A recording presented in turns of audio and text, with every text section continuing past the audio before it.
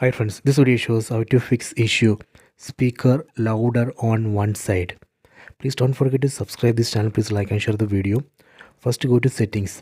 Select settings icon from top right corner. Go to device preferences. Under device preferences, select sound. Go to sound. Under sound, first we have to disable Dolby Atmos.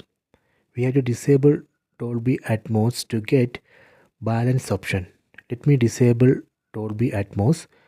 Done. So now here we can see balance button.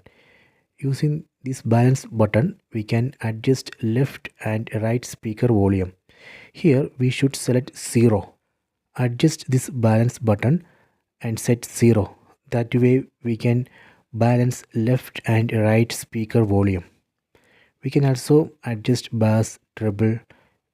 Here we can see a lot of other options. You can try this. So this way we can fix that issue. I hope you have enjoyed this video. Please subscribe this channel. Please like and share the video.